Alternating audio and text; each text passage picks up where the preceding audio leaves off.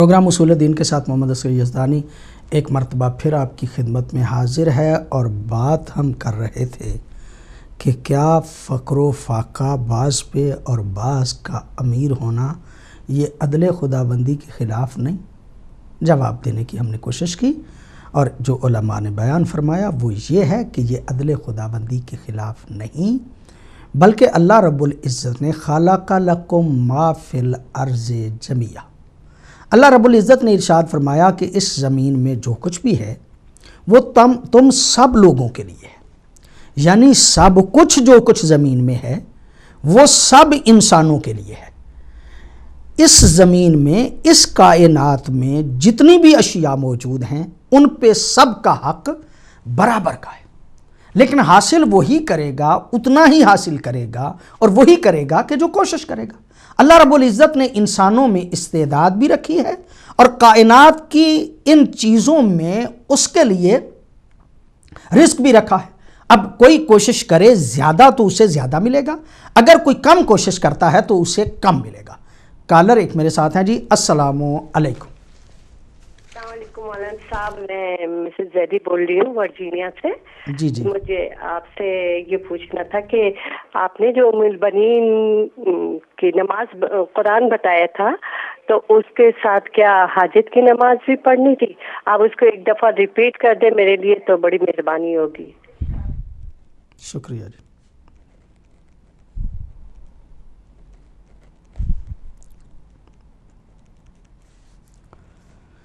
ٹھیک جی، انشاءاللہ پروگرام دیکھتے رہیے، آخر پہ ہم بتائیں گے۔ اللہ رب العزت نے کہا کہ خلق لکم ما فی الارض جمیعا، اس کائنات میں جو کچھ ہے وہ تم سب کے لیے ہے، یعنی کائنات میں حصہ سب کا برابر ہے اور سب کا ہے، کسی ایک کا نہیں۔ جو جتنی کوشش کرے گا وہ اس کو حاصل کر لے گا، اور حاصل کرنے میں بھی اسے یہ اختیار نہیں کہ اگر اس کے پاس افراد زیادہ آ گئے ہیں یا چالاکی اور عیاری کے ساتھ اس نے ایسے اسباب فراہم کر لیے ہیں کہ وہ سب پہ قابض ہو جائے، نہیں، اسے اتنا ہی لینے کا حق ہے کہ جتنی وہ کوشش و کاوش کرتا ہے اور جتنا اس کے حصے کا ہے، چونکہ سب کچھ ساروں کے لیے ہے۔ کالر ایک اور میرے ساتھ جی، السلام علیکم۔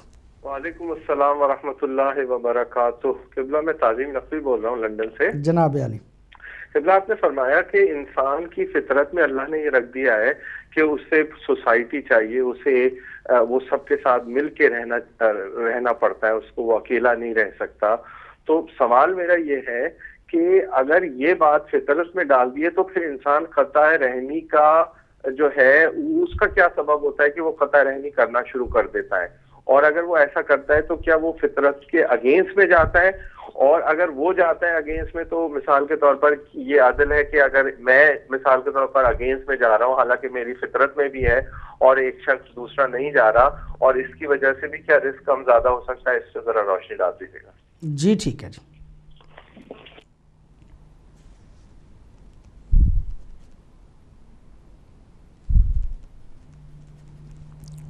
بڑی نوازش جی تعلیم نقوی صاحب،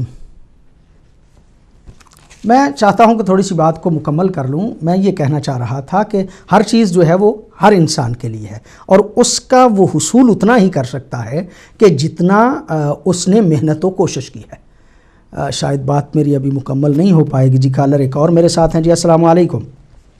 وعلیکم السلام۔ علامہ صاحب کیا حال ہے؟ ٹھیک ہے آپ؟ جی الحمدللہ۔ بٹ صاحب نے جی بٹ صاحب ہوں، ماشاءاللہ، اللہ تعالیٰ آپ کی توفیقات میں اضافہ فرمائے، اللہ پاک آپ کو صحت و سلامتی دے، ہدایت ٹی وی کو پاک پروردگار ترقی عطا فرمائے۔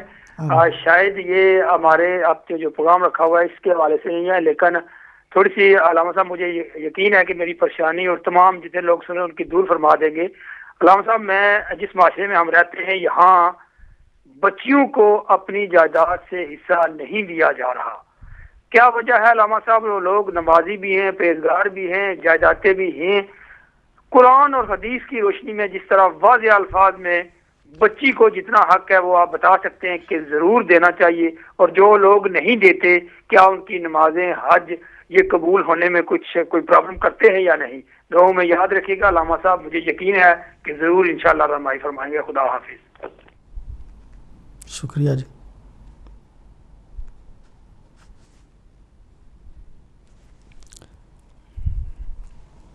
بڑی نوازش بٹ صاحب.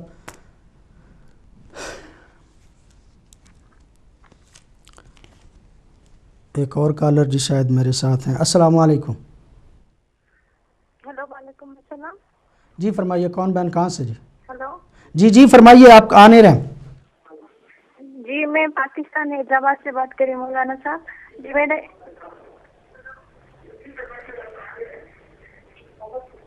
میری بہن ٹی وی کی آواز بند کر لیں. ٹی وی کی آواز بند کر لیں. جی مولانا صاحب مجھے یہ ایک سوال کرنا تھا کہ میں نماز بڑی پابندی سے پڑھتی ہوں, اللہ کا شکر ہے. جو بھی مجھ سے ہو سکتے عبادات میں بڑے خلوص نیت سے کرتی ہوں, مگر میرے ساتھ ابھی کچھ دنوں سے مسئلہ چلا ہے کہ پتہ نہیں کیوں میرے دماغ میں بڑی شیطانی خرافات آ رہی ہیں, پاک ہستیوں کے بارے میں الٹے خیالات یہ وہ. اس وجہ سے میں نماز ترک کر دی میں نے, اور بہت ہی میں ڈپریشن میں ہوں. کیا میں دین سے خارج ہو جاؤں گی؟ میری آخرت کیا ہوگا میرا ساتھ؟ مجھے کچھ سمجھ میں نہیں آ رہا. ٹھیک ہے.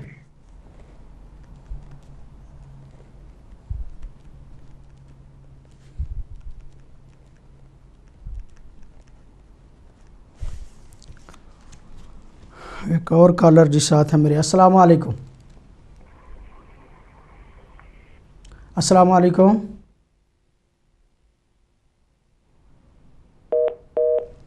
کال ڈراپ ہو گئی جی. چلیے اس بات کو مختصر کرتے ہوئے یوں کہوں کہ خلق لکم ما فی الارض جمیعا, اس کائنات میں جو کچھ بھی ہے سب کے لیے ہے, اور ہر بندے کو جتنی کوشش و کاوش کرنا ہے اپنا حصہ وہاں سے لینا ہے. لیکن پوری دنیا میں استعماری ایک سسٹم چل رہا ہے.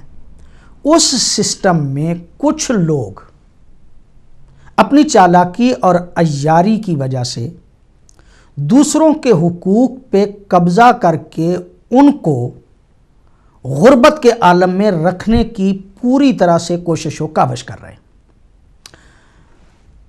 پوری طرح کوشش و کاوش کر رہے ہیں کہ کچھ لوگوں کو, کچھ انسانوں کو دبا کے رکھا جائے. بعض استعماری قوتیں, ان کے پاس رزق اناج بہت زیادہ ہوتا ہے, وہ لوگوں کو دیتے نہیں بلکہ سمندر میں بہا دیتے ہیں. کیوں؟ اس لیے کہ اگر وہ پوری طرح سے تقسیم کر دیا گیا تو لوگ بہتر زندگی گزار سکیں گے, اور وہ جو ہے وہ اس طرح سے ہمارے محتاج نہیں رہیں گے. لہٰذا وہ اناج کو بہا دیتے ہیں, مستحقین تک پہنچاتے نہیں ہیں. نظام ایسا بنا دیا گیا ہے کہ بعض لوگ, انسان, سارے اپنی چالاکیوں اور عیاریوں کی وجہ سے وہ سارے کے سارے اناج کو, سارے اور سارے وسائل کو اپنے ہاتھ میں لے لیتے ہیں اور لوگوں کو غریب سے غریب تر کرتے چلے جاتے ہیں. کالر میرے ساتھ ہیں جی. السلام علیکم. السلام علیکم. جی علیکم السلام. کون بہن کہاں سے؟ جی جی مولانا صاحب میں پاکستان شرک پور شریف سے زوبیہ بات کر رہی ہوں. جی فرمائیے. مولانا صاحب میں نے یہ سوال کرنا تھا کہ جیسے ابھی آپ کہہ رہے ہیں کہ اللہ تعالیٰ نے رزق اس کی استطاعت کے مطابق رکھ دیا گیا ہے, جبکہ ہم بچپن سے یہی سنتے آ رہے ہیں اور پڑھتے آ رہے ہیں کہ اللہ تعالیٰ نے ایک دن ہماری ساری تقدیر بنا دی, اور جو رزق اور جیسے جیسے ہمیں ملنا ہے ہمیں ایک دن ہمارے لیے لکھ دیا گیا ہے. تو اس کے بارے میں آپ ذرا ڈیٹیل سے بتائیں گے کہ کیا سب لوگوں کے کانسیپٹس میں یہی بات ہوتی ہے کہ اللہ تعالیٰ نے ایک ہی دن ہمارا تمام تر رزق جو ہے وہ فکس کر دیا ہے, تو ہم لوگ اسی بات پہ چلتے رہتے ہیں, کوئی چیز نہیں ملی ہم کوشش کر رہے ہیں, نہیں ملی تو ہم کہتے ہیں یہ تو ہماری تقدیر میں ہی نہیں تھی, اور اگر مل جاتی تو ہم کہتے ہیں اللہ تعالیٰ نے یہ ہماری تقدیر میں لکھی ہوئی تھی. تو مولانا صاحب مجھے ذرا اس ٹاپک پہ تھوڑا سا ڈیٹیل سے بتائیے گا. بڑی نوازش, بڑی مہربانی. انشاءاللہ بہت اچھا سوال, اور کوشش کرتے ہیں وقت کے اعتبار سے آپ کے سوالوں کا جواب دینے کے لیے. اس بات کو میں مکمل کر لوں, میرے خیال میں کالوں کی مزید ضرورت نہیں ہے. یہ سوال بڑے اچھے اور آخری کال کے لیے کہا جا رہا ہے. جی السلام علیکم. جی کون کہاں سے؟ جی ہلو جی جی فرمائیے. سعید بول رہا ہوں نیوال سے. جی فرمائیے سعید بھائی. سر ہمارا ہوتا ہے اہل سنت بھائیوں سے سوال، بعد اوقات بحث ہوتی ہے جی. کیا بات ہوتی ہے؟ جی جی میں سن رہا ہوں، آپ فرمائیے. وہ کہتے ہیں جی آپ کے جو عقائد ہیں نا جی اس میں آپ کا قرآن نہیں ہے جی. قرآن جی قرآن کیا نہیں ہے؟ آپ کے جو اصول ہیں جی، عقائد ہیں جی، عقائد ان میں بیسک جو ہے وہ آپ کا قرآن نہیں ہے جی، وہ کہتے ہیں. اچھا جی ٹھیک ہے جی. ہاں اس کا جواب آپ تھوڑا سا دے دیں.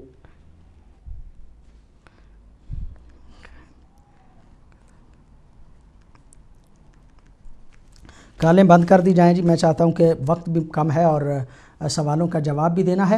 بعض ابر قدرتیں جو ہیں وہ بڑے ملک جو ہیں، بعض استعماری انسان جو ہیں ہر گاؤں میں، ہر دیہات میں، ہر شہر میں، وہ اپنی چالاکیوں اور عیاریوں کی وجہ سے وسائل پہ قبضہ کر کے اپنے اختیار میں کر لیتے ہیں، اور بعض لوگوں کو غربت کی زندگی مجبور کر دیتے ہیں زندگی گزارنے پہ. یہ جو چالاکی، عیاری اور شیطانی کی جاتی ہے، یہ اللہ کے کھاتے میں نہیں ڈالنی چاہیے کہ اللہ نے ان کو زیادہ دیا ہے اور ان کو کم دیا ہے. نہیں، یہ بات نہیں، بلکہ یہ لوگ جو ہیں انہوں نے چالاکی اور عیاری کی ہے، اور شاید وہ اپنی استعداد کو پوری طرح سے استعمال نہیں کر سکے، ورنہ ان کو بھی ان کے حصے کا رزق جو ہے وہ ملنا چاہیے تھا اور ملتا. یہیں پہ رک کے ہم جاتے ہیں جی اعمال اپنے سوالات کی طرف. اور سوالات میں پہلے ایک ہماری بہن نے سوال کیا تھا، یہ بات کئی مرتبہ ہم عرض کر چکے. ایک دن ہم نے اپنے پروگرام میں ایک عمل بیان کیا تھا جو علماء کا خاصہ مجرب ہے، اور یہاں ٹی وی پہ بھی جب ہم نے بیان کیا تو کافی دوستوں نے فون کر کے کہا، اور یقینی طور پہ بہت اچھا عمل ہے. اگر آپ کا کوئی کام نہیں ہو رہا تو آپ منت مانیں اللہ کے حضور اس طرح سے کہ اے اللہ اگر یہ میرا کام ہو گیا تو میں ایک قرآن حکیم پڑھ کے مخدومہ ام البنین کے حضور حضرت عباس اور حضرت سید الشہداء امام حسین کے صدقے میں ایک قرآن حکیم پڑھ کے پیش کروں گا. جب آپ یہ نیت کریں تو اسی کے فوراً بعد آپ قرآن حکیم کو پڑھنا شروع کر دیں. جب آپ قرآن کو پڑھنا شروع کر دیں گے تو ابھی قرآن حکیم مکمل نہیں ہوگا کہ آپ کا وہ کام ہو جائے گا. اس کے بعد پوچھا یہ گیا تھا کہ کیا نماز حاجت بھی پڑھنا ہے؟ کوئی نماز حاجت نہیں پڑھنا ہے، بس یہی عمل ہے، قرآن حکیم پیش کرنا ہے مخدومہ ام البنین کے حضور حضرت سید الشہداء امام حسین علیہ السلام اور حضرت عباس کے صدقے میں، اور ان سے یہ مطلب ان کے حضور پیش کرنا ہے اور اللہ سے اس بات کی التجا کرنا ہے کہ خالق حقیقی یہ میرا کام جو ہے وہ ہو جائے. انشاءاللہ خالق حقیقی مہربانی فرمائے گا اور آپ کا وہ کام جو ہے وہ ہو جائے گا. تعلیم نقوی صاحب نے کہا کہ لوگ پھر قطع رحمی کیوں کرتے؟ جب مطلب رزق کا بھی تقسیم ہوا اور یہ ساری سلسلہ کر کے قطع رحمی جو ہے وہ کیوں کی جاتی ہے، تو میں عرض کروں گا کہ بنیادی طور پہ قطع رحمی کرنا، اپنے عزیز اقربا کے ساتھ قطع تعلق کر لینا، ان کا خیال نہ کرنا، ان کی ضروریات جو ہیں ان کو پورا نہ کرنا بلکہ ان سے عدم تعلق اختیار کر لینا، یہ شریعت اسلامیہ میں ایک گناہ ہے. اور لوگ گناہ جیسے دوسرے کرتے ہیں ایسے قطع رحمی والا بھی گناہ جو ہے وہ کرتے رہتے ہیں. لہٰذا میں سمجھتا ہوں کہ یہ کرنا گناہ ہے اور لوگوں کو نہیں کرنا چاہیے. گناہ قطع رحمی جو ہے حضرت علی علیہ السلام نے خاص طور پہ پیغمبر گرامی سے روایت کو نقل کرتے ہوئے یہ ارشاد فرمایا تھا کہ قطع رحمی نہ کرو. بٹ صاحب نے ایک بات کی طرف متوجہ کیا کہ بچیوں کو حصہ نہیں دیا جا رہا، اور ایسے لوگ کہ جو بچیوں کو حق نہیں دے رہے ان کی نماز، ان کا حج اور ان کا باقی جو ہے اعمال، ان کی کیا شرعی حیثیت ہوگی؟ بٹ صاحب دو چیزیں مختلف ہیں. ایک شخص نمازیں پڑھتا ہے اور گناہ کرتا ہے، حج کرتا ہے اور گناہ کرتا ہے، اور باقی اعمال کرتا ہے اور گناہ کرتا ہے. تو اعمال چونکہ جو واجب ہیں وہ اس کے ذمے ہیں، وہ تو اس نے کرنا ہی کرنا ہے. نماز اس کو پڑھنا ہی پڑھنا ہے، روزہ اس کو رکھنا ہی رکھنا ہے، حج اس کو کرنا ہی کرنا ہے. یہ نماز، یہ حج، یہ روزہ، یہ اس پہ چونکہ واجبات ہیں، لہٰذا اس کو ہر صورت میں کرنا چاہیے اور وہ کرے گا. اور وہ اللہ کی بارگاہ میں جو واجب ہے وہ جب کرتا ہے تو بارگاہ خداوندی میں یقیناً اس کے قبول بھی ہوں گے. ہاں اس کے علاوہ کچھ اعمال ایسے ہیں کہ جن کو وہ نہیں کرتا تو اس کا گناہ ضرور ہے. اب اس گناہ کی وجہ سے وہ دوسرے عمل جو ہیں ان کا یہ نہیں ہے کہ وہ عمل ہی نہیں ہے. یعنی یہ بات بڑی واضح اور کلیئر رہنی چاہیے. بچیوں کو حصہ نہ دینا یہ شریعت اسلامیہ کی مخالفت ہے. ظاہر سی بات ہے کہ قرآن حکیم نے جب کہا کہ بچی کو بیٹے سے آدھا حصہ دیا جائے، واقعاً یہ بات جو ہے وہ ہمارے معاشرے میں بڑی عجیب ہو گئی ہے کہ اپنی ناک کی خاطر ہم کروڑوں لاکھوں اپنی حیثیت سے ہزاروں قرض اٹھا کے اس بچی کی شادی کرتے ہیں. اس بچی کی شادی کرنے میں جو کام ہم کرتے ہیں اس میں اس بچی کے لیے بہت کم کرتے ہیں. وہ زیادہ اپنی عزت و ناموس کے تحفظ کے لیے کر رہے ہیں، اپنی چودراہٹ کو قائم کرنے کے لیے کر رہے ہیں. جہیز دے رہے ہیں تو اپنی ذات کے لیے جہیز دے رہے ہیں. اگر مطلب کھانا لوگوں کو کھلا رہے ہیں تو وہ اپنے لیے. حالانکہ شرعی جو شادی ہے اس میں کھانا مرد کی طرف سے ہونا چاہیے اور جہیز بھی بچی والوں پہ واجب نہیں ہے کہ وہ جہیز دے. پیغمبر گرامی صلی اللہ علیہ وآلہ وسلم کی بیٹی جناب سیدہ فاطمہ الزہرا کا جہیز جو ہے وہ دیکھ لیا جائے اور یہ بھی اگر تفصیل میں جائے تو وہ جہیز جو ہے اس کے پیسے بھی حضرت علی علیہ السلام کی زرہ جو ہے وہ بیچی گئی تھی. لہٰذا جو اسلامی شادی ہے اس میں یہ ہے کہ یہ اخراجات بچے والوں کی طرف جانا چاہیے. بچی جو ہے اس کی شادی پہ اپنے آپ کو مقروض کرنا اور اپنے آپ کو یہ جتنا کیا جاتا ہے یہ سارے کا سارا اپنی نام و نمود اور ناک کے لیے کیا جاتا ہے. اس بچی کے لیے نہیں کیا جاتا. اس بچی کے لیے اگر کرنا ہے تو اس کو واقعاً جو شریعت اسلامیہ نے حق دیا ہے وہ اپنی جائیداد سے دینا چاہیے. چونکہ ہم ایک ایسے معاشرے میں رہ رہے ہیں کہ جس معاشرے کا کلچر ایسا بن گیا ہے کہ اگر کوئی بچی حصہ مانگ لیتی ہے یا اسے دیا جاتا ہے تو یہ بھائی بھی برا محسوس کرتے ہیں، اس کے والدین بھی برا محسوس کرتے ہیں. میں سمجھتا ہوں کہ اس سوچ کو بدلنے کی ضرورت ہے. دو کام ہوتے ہیں شادی میں شرعی. عام طور پہ شادیاں جو ہیں وہ صحیح اسلامی اصولوں کے مطابق نہیں ہوتی بلکہ ہمارے اس پرانے کلچر کے اعتبار سے ہوتی ہیں. دو چیزیں ہوتی ہیں شرعی. ایک وہاں پہ نکاح شرعی ہوتا ہے اور ایک حق مہر شرعی ہوتا ہے. حق مہر پہ بھی ہم اکڑ جاتے ہیں کہ جناب ہم نے زیادہ نہیں دینا، اور جب نکاح ہوتا ہے تو مولوی صاحب کو بھی دینے پہ ہم اکڑ جاتے ہیں کہ نہیں جناب ہم نے اتنا ہی دینا ہے. جو کام شرعی ہے، جس نے شادی کو شادی بنایا اس مولوی کو بھی کچھ نہیں دینا. بچی کا حق مہر لینا حق تھا، اس کو وہ حق مہر بھی نہیں دینا. اور جو اس کا شریعت اسلامیہ نے حق والدین کی جائیداد میں قرار دیا ہے وہ بھی اگر وہ مانگے گی تو وہ بیٹی بیٹی نہیں رہے گی، نہ اس کا کوئی بھائی رہے گا. یہ کلچر اور یہ تہذیب اسلامی تہذیب نہیں ہے. ہمیں اپنی سوچ اور فکر کو بدل کے اسلامی طریقہ کار جو ہے اس کو اختیار کرنا چاہیے. پاکستان سے ایک بہن نے کال کی، بڑا ضروری سوال ان کا. وہ کہتی ہیں کہ نماز پڑھتی تھی لیکن برے خیالات آتے رہے، نماز ترک کر دی، اور کیا میں دین سے خارج ہو جاؤں گی؟ تو میری گزارش یہ ہے کہ پہلی بات یہ ہے کہ آپ نمازی ہیں، آپ کو نماز ترک نہیں کرنی چاہیے، آپ کو نماز پڑھنی چاہیے. ان الصلاۃ تنہا عن الفحشاء والمنکر.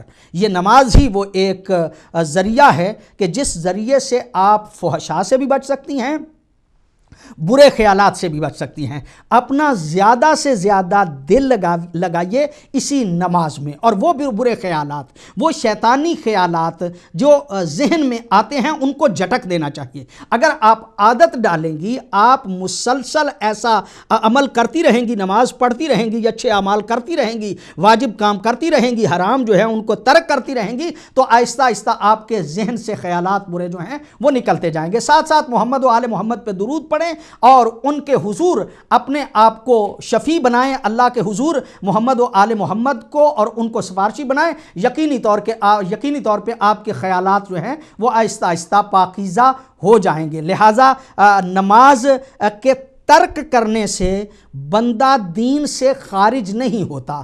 اگر کسی واجب کو وہ چھوڑ دیتا ہے، حرام کو کرتا ہے، تو وہ فاسق تو ہو جاتا ہے، بے دین نہیں ہوتا۔ بے دین اس وقت ہوتا ہے کہ جب ضروریات دین کا منکر ہو جائے۔ دین سے نکلتا اس وقت ہے کہ جب وہ انکار کر دے، مثلا کہہ دے کہ نماز اصلاً دین میں ہے ہی نہیں، روزہ ہے ہی نہیں، حج ہے ہی نہیں، اللہ نہیں ہے، رسول نہیں ہے، تب وہ جو ہے وہ دین سے نکلتا ہے۔ اگر کسی عمل کو وہ ترک کر دیتا ہے تو گناہ گار ہوتا ہے، فاسق ہوتا ہے، لیکن وہ دین سے نکلتا نہیں، نام کا وہ مسلمان پھر بھی رہے گا۔ آپ کو میرا مشورہ یہی ہے کہ آپ نماز جو ہے وہ پڑھتی رہیں اور اپنے خیالات کو مزید جو ہے وہ پاکیزہ کرنے کی کوشش کریں۔ پھر اس کے بعد ایک سوال، اور یہ بھی بہت اچھا سوال، کہ رزق جو ہے وہ تو تقسیم ہو جاتا ہے، وہ تو تقدیر الہی میں لکھ دیا گیا، لہٰذا اب اس کے لیے جو ہے وہ کیا کریں، مطلب یہ تقدیر کا مسئلہ جو ہے واقعاً جو سوال کیا گیا بڑا اہم سوال ہے، اور اس سوال پہ میں سمجھتا ہوں کہ ایک مستقل پروگرام ہونا چاہیے کہ اس کو تفصیل سے بیان کیا جائے، لیکن مختصراً چونکہ پوچھا گیا لہٰذا ہم عرض کر رہے ہیں کہ تقدیر کا یہ مطلب نہیں ہے کہ اللہ رب العزت نے چونکہ معین کر دیا ہے لہٰذا جو ہے وہ اتنا ہی ملے گا، یہ معنی تقدیر کا نہیں ہے۔ اشتباہ ہو رہا ہے یہاں پہ دنیا کو سمجھنے میں۔ ایک شاگرد ہے، اس کا ایک استاد ہے، استاد اس کی عادتوں کو جانتا ہے، چونکہ اس کی عادتوں کو جانتا ہے وہ کہہ دیتا ہے کہ یہ میرا شاگرد فلاں وقت پہ یہ کام کرے گا۔ یہ جو استاد نے کہا کہ یہ کام کرے گا، یہ استاد کے کہنے کی وجہ سے نہیں کر رہا، بلکہ چونکہ اس کی عادت ایسی ہے اس لیے استاد نے کہا۔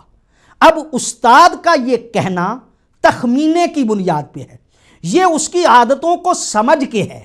اللہ رب العزت کا علم چونکہ پوری کائنات پہ حاوی ہے، اللہ رب العزت نے وہ جو تقدیر جسے کہا جاتا ہے لکھ دیا، وہ اس کے اعمال کی وجہ سے لکھا، یعنی معین کیا کہ اس نے کرنا ہی ایسے ہے، لیکن اللہ کے لکھنے کی وجہ سے یہ مجبور نہیں ہوا کہ یہ اس نے ایسے ہی کرنا ہے۔ کیوں؟ اس لیے کہ دو قسم کی لوح ہیں، ایک لوح محفوظ ہے، ایک لوح محو اثبات ہے۔ لوح محو اثبات پہ لکھا بھی جاتا ہے اور مٹ بھی جاتا ہے، بدل بھی جاتا ہے۔ معروف واقعات ہیں، اگر واقعات کو کہوں گا وقت بھی میرے پاس کم رہ جاتا ہے تو زیادہ واقعات۔ ایک شخص پیغمبر گرامی صلی اللہ علیہ وآلہ وسلم یا حضرت عیسیٰ کے بارے میں کہا جاتا ہے کہ وہ اپنے حواریوں کے ساتھ بیٹھے ہوئے تھے، روایت ہمارے ہاں موجود ہے، سارے ملت اسلامیہ کے تمام افراد کے ہاں موجود ہے۔ ایک شادی کا جوڑا جو ہے وہ جا رہا تھا، بارات جا رہی تھی کہ ایک مرتبہ ظاہراً حضرت عیسیٰ نے کہا کہ یہ آج تو بڑا خوشیوں بھرا گھر ہے اور ان کے ہاں بڑی خوشی ہے، لیکن جب یہ کل کو اٹھیں گے تو یہ ماتم قدا بن جائے گا اور یہاں پہ افسوس ہو رہا ہوگا، یہ عورت جو ہے یہ مر جائے گی۔ جب دوسرا دن ہوا تو حواریوں نے سوچا کہ جا کے حضرت عیسیٰ کی بات کی تصدیق تو کی جائے۔ وہ گئے اور وہ گھر جو ہے وہ اسی طرح خوشیوں بھرا گھر تھا اور اس میں کوئی کسی قسم کی کوئی پریشانی نہیں تھی۔ انہوں نے آ کے حضرت عیسیٰ کو کہا کہ آپ نے کہا تھا کہ یہ گھر جو ہے وہ کل ماتم قدا بن جائے گا، یہ عورت مر جائے گی، تو یہ تو زندہ ہے، تو یہ کیسے آپ نے کہا؟ حضرت عیسیٰ نے حواریوں کو ساتھ لیا، گئے اور جا کے کہا کہ بچی یہ بتاؤ کہ تم نے اس گھر میں داخل ہونے سے پہلے کام کیا کیا تھا؟ کہا میرے والد صاحب کا یا ہمارے گھر کا یہ مزاج تھا، مجھے یہ کہا گیا کہ اس گھر میں داخل تب ہونا ہے جب کہ پہلے آپ صدقہ دیں، لہذا میں نے اس گھر میں آنے سے پہلے صدقہ دیا تھا۔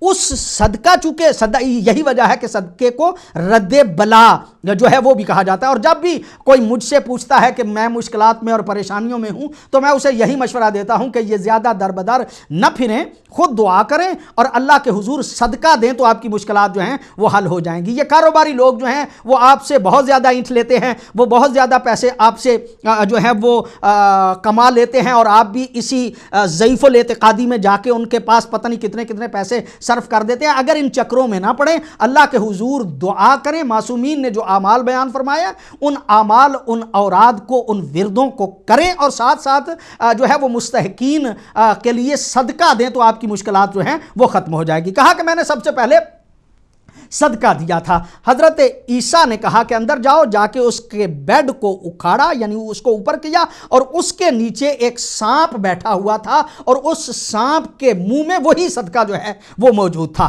گویا حضرت عیسیٰ نے کہا کہ اگر یہ صدقہ نہ دیتی تو مر جاتی۔ اس کا مطلب یہ ہوا کہ جو تقدیر میں حضرت عیسیٰ پڑھ رہے تھے وہ محو اس بات پہ تھا کہ یہ جو ہے وہ مر جائے گی، اس لیے کہ سانپ نیچے موجود ہوگا، وہ سانپ اسے ڈسے گا اور اس کی وجہ سے یہ مر جائے گی۔ لہٰذا جب اس نے صدقہ دیا تو وہ تقدیر کا لکھا ہوا بدل گیا۔ یہاں پہ بھی جو محنت کرے گا، کوشش کرے گا، اس کا رزق کم بھی ہو سکتا ہے، رزق زیادہ بھی ہو سکتا ہے۔ کہا جاتا ہے کہ کسی نبی سے کہا کہ میرا رزق جو ہے وہ بتا دیا جائے، جب اسے بتایا کہ تیرے حصے میں 2 روٹیاں ہیں، اس نے کیا کیا کہ اس نے ان کو صدقہ دے دیا، اس کے بدلے میں 4 اس کے حصے میں آ گئیں، پھر وہ بھی صدقے میں دے دی، پھر 8 آ گئیں، اس کی زندگی بھی بڑھتی گئی اور اس کا رزق بھی بڑھتا گیا۔ یہ بات اسی حد تک جو ہے وہ کافی ہے۔ سعید صاحب نے نیو یارک سے کال کی اور کال کر کے جو سوال کیا وہ یہ ہے کہ ایک تو بات میں عرض کروں کہ یہ عقائد کی بات نہیں ہے۔ قرآن حکیم عقائد یہی ہوتے ہیں کہ توحید کو مانا جائے، پیغمبر گرامی صلی اللہ علیہ وآلہ وسلم کی نبوت کو مانا جائے اور قیامت کو مانا جائے۔ اگر ان تینوں چیزوں کو مانا جائے تو یہ عقیدہ ہے کہ بندہ مسلمان ہو جاتا ہے۔ اگر اس کے بعد عدل اور امامت کا قائل ہو تو پھر وہ بندہ جو ہے وہ شیعہ اثناء عشری ہو جاتا ہے۔ لہٰذا امامت اور عدل درمیان میں 5 کا اگر قائل ہو تو وہ شیعہ ہے، 3 کا قائل ہو تو وہ اہل سنت اور دوسرے مکاتب فکر سے تعلق رکھتا ہے۔ جس طرح ہمارے ہاں اصول دین ہیں اسی طرح سے یہ تو اصول دین۔ البتہ ماخذ دین جن سے لیا جاتا ہے، دین جن سے نکالا جاتا ہے، وہ ماخذ دین 4 ہیں: قرآن، سنت، اجماع اور عقل۔ ہمارے ہاں 4 ہیں، برادران کے ہاں ہیں قرآن، سنت، اجماع اور قیاس۔